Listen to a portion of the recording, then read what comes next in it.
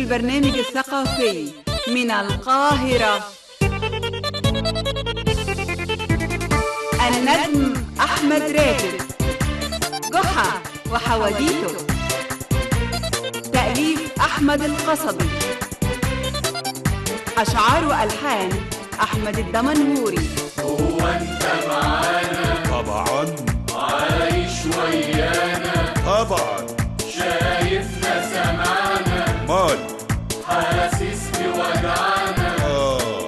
هو أنت هنا جشنكم ناطق بلسانكم، بس يا أحباب أنا ليا عتاب، سلوكياتكم مش عجباني، ودي أكتر حاجة حابين نتغير، نرجع تاني علشان ولادنا وعشان بلدنا.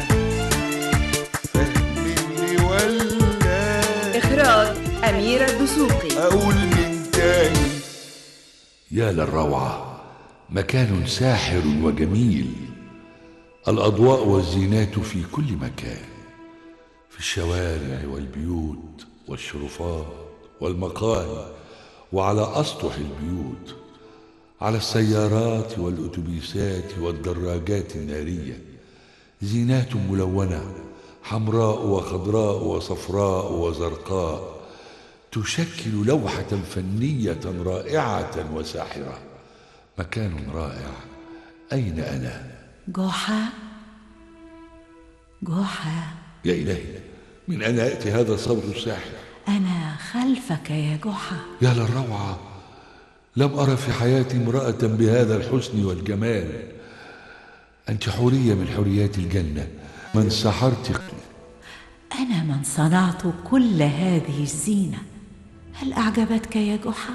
بالتأكيد، وجمالك أعجبني أكثر. كيف عرفت اسمي يا رائعة الجمال؟ ومن في هذا العالم لا يعرف جحا؟ الله، ما هذه العذوبة؟ أرجوك ناديني ثانية باسمي، ولكن دعيني أغمض عيني أولا. هيا قولي جحا.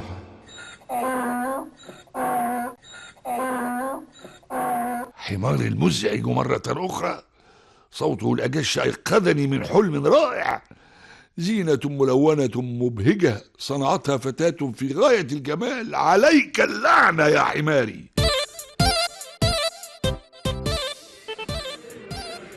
جحا، أدفع ماذا يا صاحب المقهى؟ لم أحتسي مشروبي بعد. أنت لست في وعيك يا جحا. كل عام وأنت بخير يا رجل. جاء رمضان. حمدا لله على سلامتي. يا أفتقد رمضان بشدة، ولكن من رمضان هذا يا صاحب المقهى؟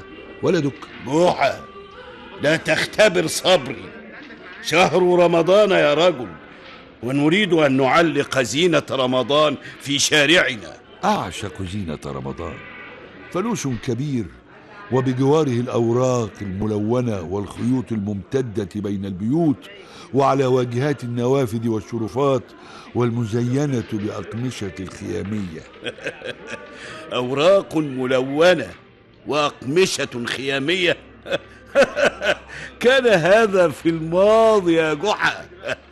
الآن أصبحت الزينة بالكهرباء، لمبات صغيرة ملونة تزين الشارع وتعلق على شرفات البيوت. والفانوس والفانوس أيضا بالكهرباء.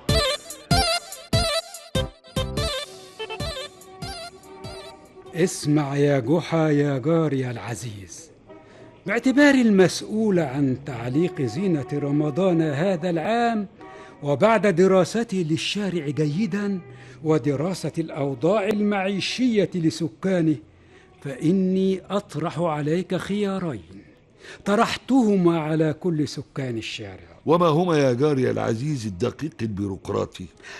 الخيار الأول إما أن تدفع جزءا من الميزانية الكلية لتعليق الزينة، والخيار الثاني هو أن تشتري أنت زينة رمضان وتعلقها على شرفة منزلك. حسنا، الخيار الثاني مناسب لي، ولكن كيف سأشتريها ومن أين؟ ستشتريها من محل الأدوات الكهربائية الموجود في الشارع المجاور، وستقول للبائع جملة واحدة فقط: أريد زينة رمضان التي تعلق على الشرفات ومعها فانوس. حسنا، هذه هي زينة رمضان، طولها 3 أمتار، تعلق على الشرفة، وهذا هو الفانوس. ما هو سعر الزينة والفانوس؟ فقط 100 جنيه. ماذا؟ 100 جنيه؟ أعطيك هذه الأشياء بأسعار مخفضة بسبب أننا جيران، وأقسم لك إنك لن تجد هذه الأسعار في حانوت آخر. ما كل هذه الزينة؟ العمارة التي أسكن بها فيها 10 شرفات، وكل شرفة بها زينة رمضان، أي أن هذه العمارة اشترت ب1000 جنيه زينة رمضان. عمارات كثيرة في شارعنا وشرفات أكثر وأكثر، والكل يعلق الزينة ويدفع نقودا كثيرة من أجلها. عم جحا، لقد انتهينا من تعليق زينة رمضان في الشارع كله، والآن حان وقت التجربة. هيا يا سكان الشارع، فلتضئ زينة رمضان شارعنا. ما هذا؟ ما هذا؟ قطع التيار الكهربائي. بالتأكيد، وذلك بسبب الأحمال الزائدة على التيار الكهربائي. من؟ فتاة الحلم الحورية؟ من أنت أيتها الفتاة؟ أنا مهندسة في وزارة الكهرباء، أقوم ببحث ميداني عن أسباب الأحمال الكهربائية الزائدة، ومنها زينة رمضان. منذ مئات السنين والمصريون يحتفلون بتعليق الزينة في الشوارع. في الماضي لم تكن الزينة تعمل بالكهرباء، الآن نحن في حاجة إلى توفير الكهرباء. تعلمون جميعكم ما تمر به البلاد من أزمة انقطاع الكهرباء في الصيف. نريد أن يفرح الأطفال، ثم إن الحكومة هي من يجب عليها توفير الكهرباء والبحث عن مصادر لتوفير الطاقة. أنت محق، ولكن أنتم أيضا يجب أن يكون لكم دور. يجب أن نقتصد في استخدام الكهرباء. اسمع يا جاري العزيز، زينة رمضان في عصرنا هذا مكلفة جدا وتستهلك طاقة كهربية كبيرة. لماذا لا نعود إلى الزينات الورقية البسيطة الجميلة؟ سيفرح بها الأطفال، أيضا ستوفر طاقة كهربية. أما أنت أيتها المهندسة فأريد منك طلبا واحدا. هل من الممكن أن تقولي لي جحا كما ناديتني في الحلم؟ صبرني يا رب. وغدا لقاء جديد. جحا وحواديته.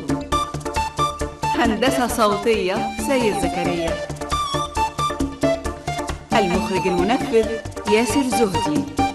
جحا وحواديته. مع تحيات أحمد القصبي وأميرة الدسوقي. صبرني يا رب، قويني يا رب، أنا عقلي اختل وتعبت يا رب.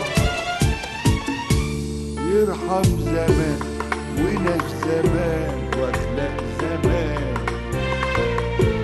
كل حاجة كانت حلوة زمان. لو نفهم نقدر نكمل